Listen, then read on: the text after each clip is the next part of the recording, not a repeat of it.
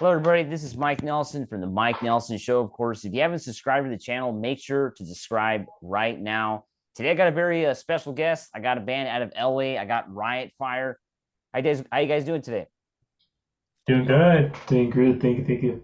All right. So, if you could give your names and instruments, that way our listeners on the radio can know who they're listening to. Definitely. For Isaac, you want to go first? All right, sure. I'm Isaac Langer. I play bass with Riotfire. Cool. My name is Glenn Matthews. I play guitar and lead vocals for Riotfire. My name is Alfredo Soria, and I'm currently the drummer for Riotfire. Cool.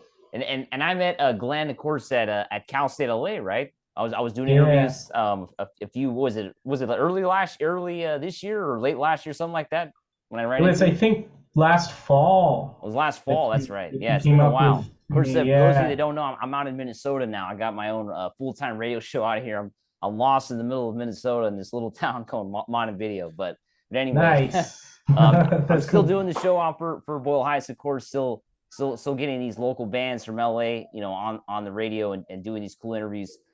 So if you could give me like when did the band start out? When did Riotfire start out? So I've had the idea of getting people together for this project for a long time, but it kind of all started. It's kind of like a make or break situation. We had a show back in February that got canceled due to the Grapevine being closed. We had a show in Bakersfield, and we weren't able to play, so we had to postpone it to April. And I play with another band called Pink Pops, and they dropped out because they couldn't do it in April.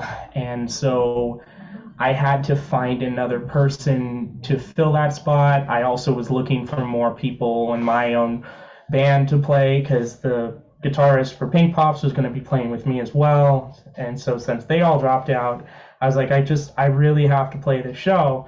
And I found Alfredo. He goes to school with me at Cal State LA, and he's already a fantastic drummer. And so I asked him if he wanted to play it, and he's like, yes, I'm down. Isaac was already down for bass, so we just did a 3-piece. Originally that show was going to be a 4-piece, but yeah, we did that, and I felt like because of that show, I felt like that was kind of like the beginning, because I was going to be like, okay, they're either going to want to play with me after this, or it's going to go awful, and I'm just going to have to go back to LA and recoup. But luckily the show went really well. It was a great experience. Yeah, seriously. It was almost out of like luck, right? Because Yeah. I think we all had a very crunched availability, and it just so happened to be the stars aligned, and we were all free that weekend. Yeah. And that experience itself was enough for us to want to make it through. Yeah, I remember I played with you until like we played in practice room at our college until like 2 in the morning, Right. a couple days before the show, just to make sure their set list was down, like crunch time, really. Yeah, actually. I hadn't been able to practice with the whole band actually until the day of the show because I'm based in Bakersfield and they're down in LA. But we pulled it off really well, and I think it turned out great.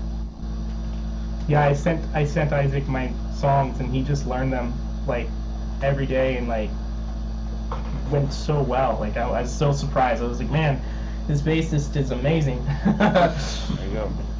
Now, how did you come about with the name Riotfire? Can you explain the story behind Riotfire, like the name itself? So I've had this name for about like 12 years in the making now.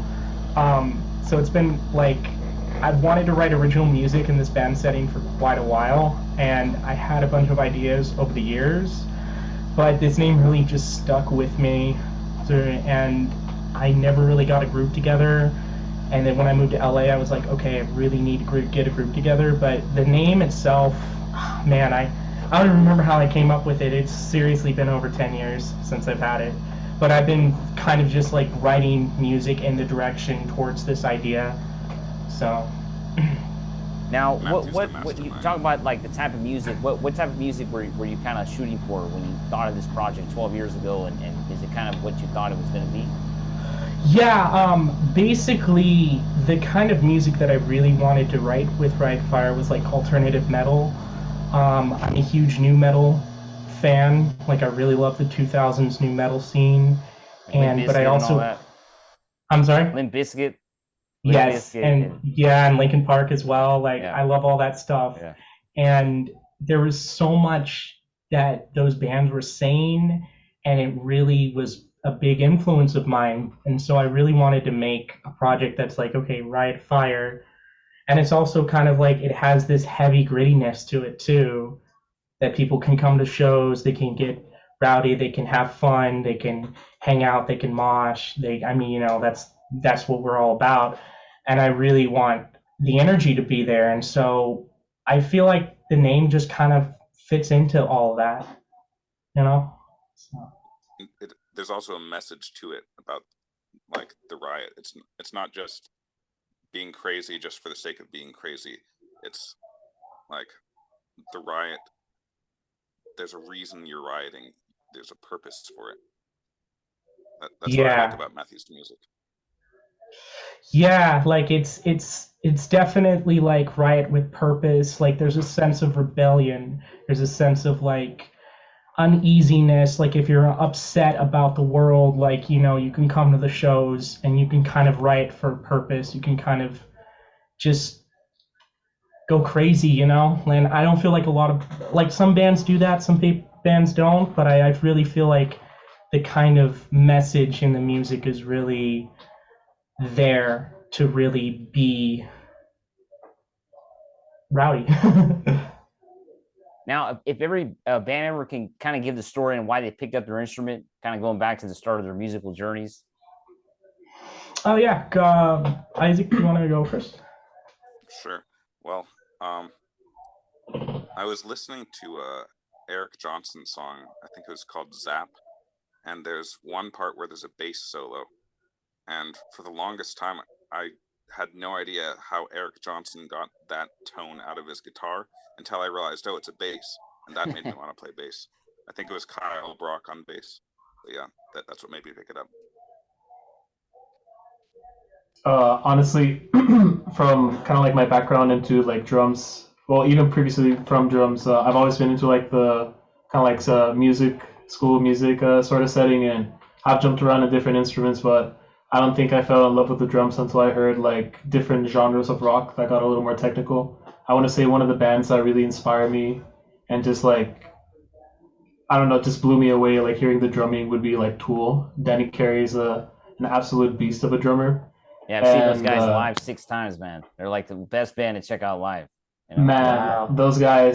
those guys are incredible. And even at their age, they're still ripping really hard. Yep. Modern day Led But Zeppelin, basically. yeah, I mean, exactly. It's just all these new genres, that really have motivated me and given me array of like, I don't want to say hope, but just like array of it's just like more fun experiences and more fun genres to be playing on. Yeah, I would say for me, I'm a huge fan of Linkin Park. I mean, wearing their shirt too.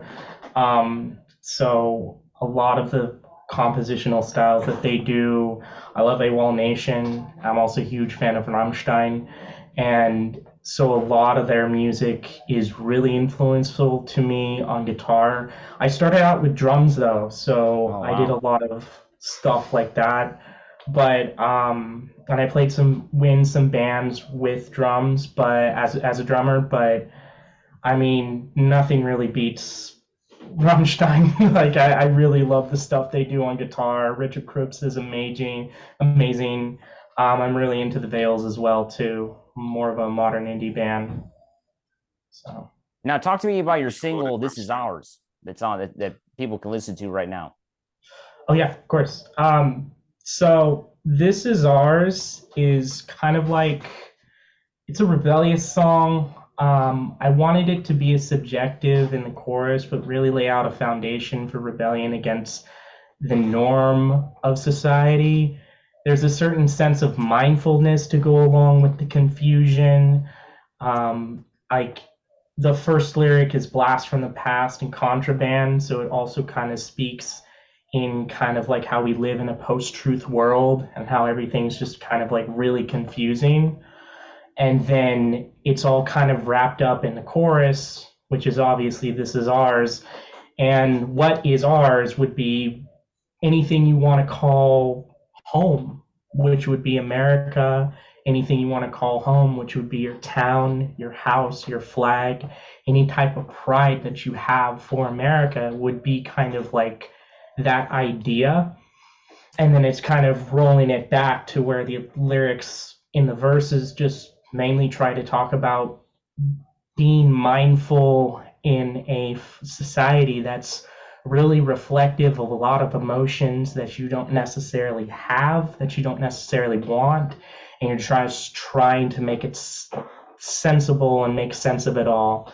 And so really the song is more of about like just trying to find a way to be home, trying to find a way to be safe, but in the midst of chaos. And I wrote a lot of the lyrics during the pandemic, and so which is what a lot of people have done. And I feel like the lyrics are reflective of the events that happened during the pandemic, even though the music itself was written, I don't know, a decade ago. I mean, the riff on guitar was one of my first songs I ever wrote on guitar. Wow. So, but yeah, I mean, that's basically the gist of it.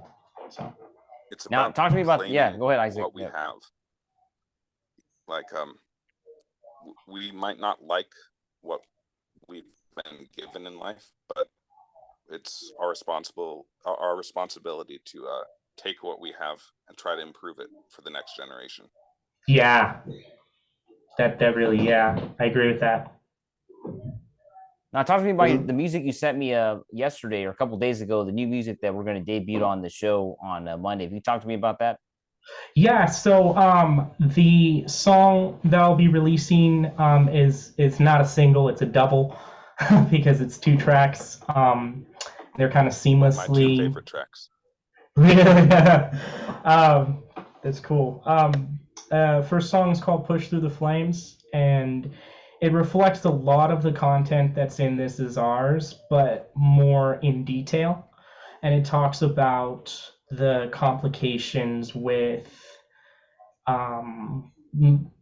meat production, school shootings. I mean, there's so much stuff that it talks about in the song that's just kind of all over the place and really has like central lyricism to it that are more reflective of like looking at specifically what's going on in America right now and just being like, wow, this is really hard. And honestly, main thing that I really wanted to talk about was poverty. And it's something that affects everybody. I mean, since inflation, it's been really hard to buy anything. And so that's one of the things I really wanted to reflect on. And it's kind of like a rage song, Rage Against the Machine, because of the rap qualities to it with the rock qualities to it. And it really gets into like those ideas. And then Is This Real is the kind of like answer to what's going on in Push Through the Flames. It's actually, it's like, is this real? Is this really the reality we live in? Like, I can't even fathom that. That's insane to me. And so it goes deep into like asking these questions. And I come from a philosophical background. I was a philosophy major in my community college. And so I really like asking those questions. But yeah, I mean, the double is kind of just like, here's what we are right now. Why are we like this? And then just everything else is up to the audience to kind of decide from there. So. It's hard to imagine how we got to this point. Yeah. Now, you guys have any shows coming up that you want to promote, maybe? Yeah, we are actually going to be playing August 19th at the Backstage in Bakersfield, California. Yeah, and then we'll be playing with some a band from Bakersfield and then a rapper actually from LA.